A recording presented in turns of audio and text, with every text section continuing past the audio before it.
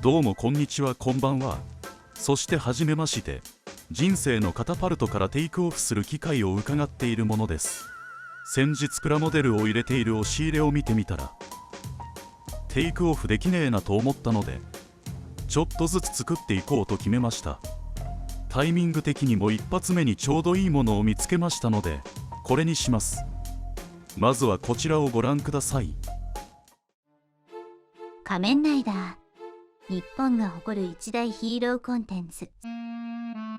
1971年初代から1989年 J までを昭和ライダー、ワイルドコーヒーそのものだね。2000年空河から2019年ジオまでを平成ライダー、そしてそれ以降の作品を令和ライダーというライダー好きにも様々いまして、大きく分けると昭和親父、平成キッズ、夢女子が存在し、三者はお互いの存在を認めず分断し混沌を極めていた。そんな多種多様な仮面ライダーの中でも異彩を放つ作品が存在する。それが仮面ライダーブレイド。なぜ異彩を放っているのか、その理由に挙げられるのがキャスト陣の絶望的な滑舌である。一人二人の滑舌の悪さならまあ許せるのだが、主人公賢者機をはじめとするメインキャストの大半がカミカミなのである。確実にカット案件であるお箇所が多数確認できるが、ワンカット撮影よろしく。一切 NG なしで視聴者を置いて毛彫りで放送され続けた。このカメラを止めるなから生まれた空耳が話題となり、希代のネタ作品扱いとなる。今現在でも歴代ネットミームの上位に君臨するほどに相なった。ロイヤルストレートフラッシュ。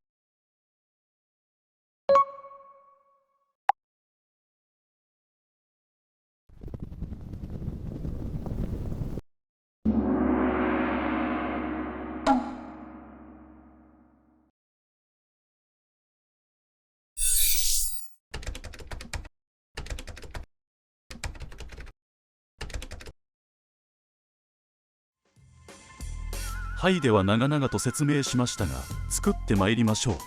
先にお伝えしておきますが、当方特殊作風でもなければ超絶テクも持ち合わせておりませんので、ゆるーく見てください。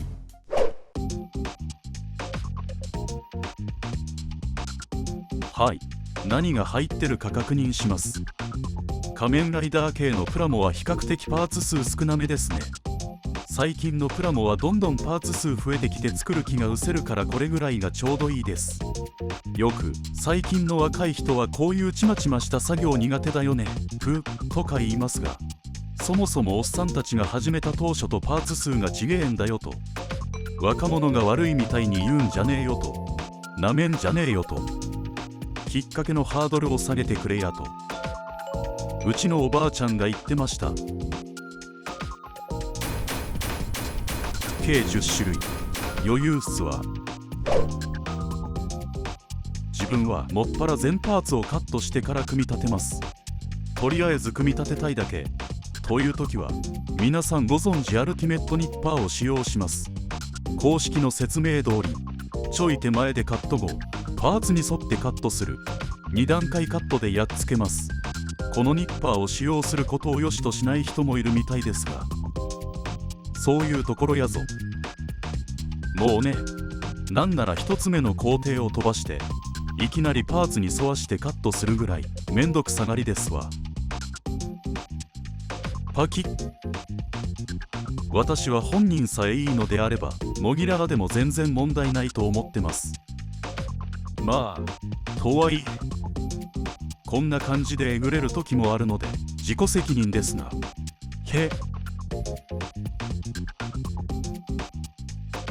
パーツによってはえぐれても隠れるところもあるので、そういうパーツは気にせずにバシバシ切っていったりしますね。あとはケースに入れてランダーごとの名前をつけていくのミス。めっちゃ簡単やん。ケースを使わずにやったことありますが、漏れなくなくします。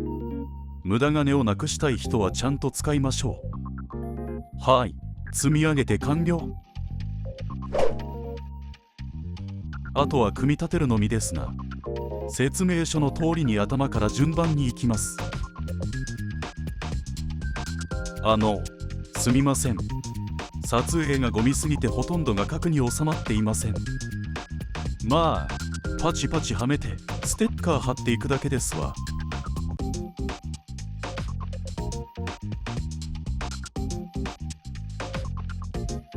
おいおい、すでにめっちゃイケメンやん。楽しみやで。こんな感じで曲面には凸が残りやすいのでデザインナイフとかで切り落としますが、これもそんなに気にしなくてもいいと思ってる派です。めんどくさ。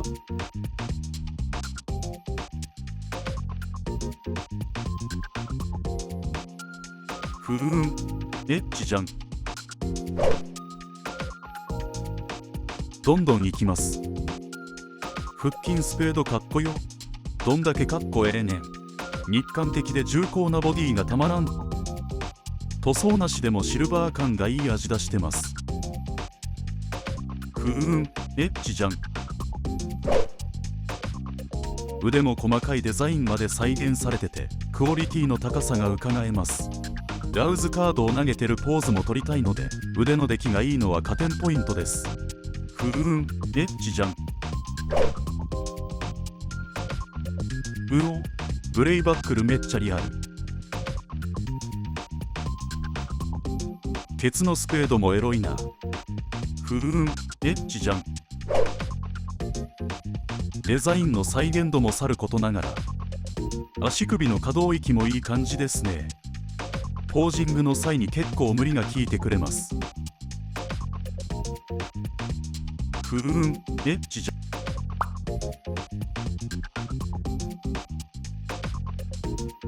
では下半身から組み立てます。ここまで来たら完成まであと少しです。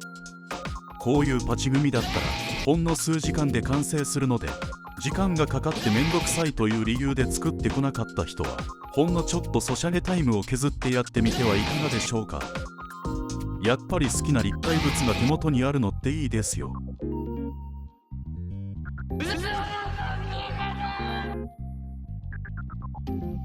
お次は聖剣ブレイラウザーです。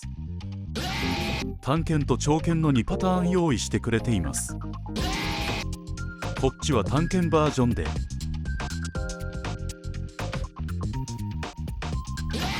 こっちが長剣バージョンです。カードが収納されているオープントレイを展開した状態にも形状を変えられます。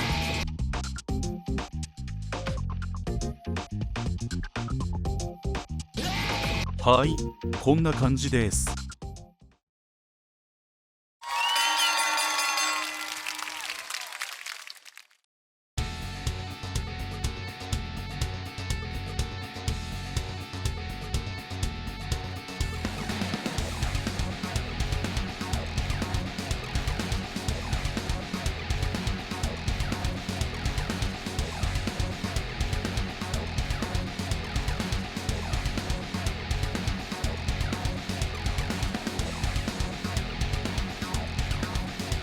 どうです？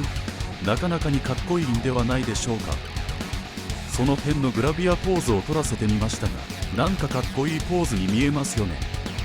ねえ。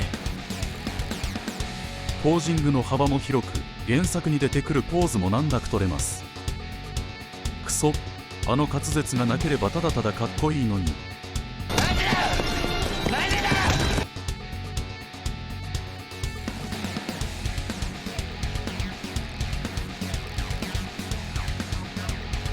こんなのや、こんなのだってできちゃいます。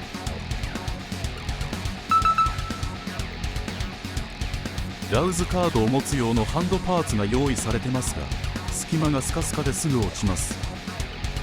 ブレイラウザーのオリハルコンエッジを付け替える際、一部分をパージして付け替えるのですが、全然外れません。パーツオープナーを使うことをお勧めします。腰の可動域が若干狭いです。キックのポーズを取るとき納得いく腰の角度にはなりませんでした。 ABS 素材だったらブレイバックルが開閉してくれたらよかったのに。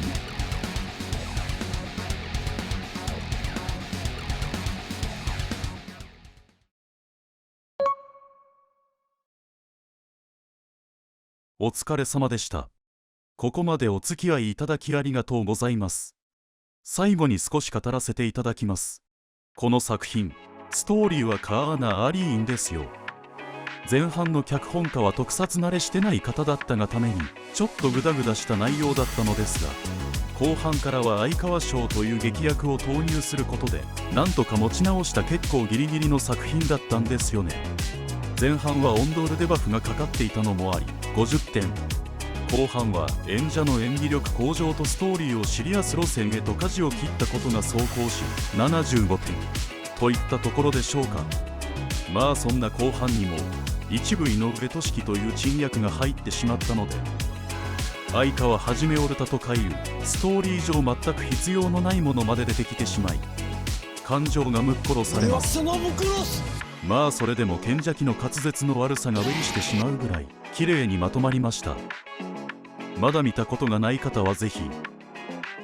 そうそう、冒頭で言いました。なぜ今回のブレイドがタイミング的にちょうどいいかと言いますと、最近こんなイベントがあったんですね。キャスト陣への Q&A や各キャラの名シーンを再現してくれるというガチ勢垂涎もののイベントだったみたいです。さらにはオプションでハイタッチしたりツーショット撮ったりできたみたいです。まあというわけでこれを作りました。お前は言ったのかって。イケメン俳優とツーショットとか考えただけでも想像妊娠してまうからいけまへんわ。それでは次の動画でお会いしましょう。ドゴン。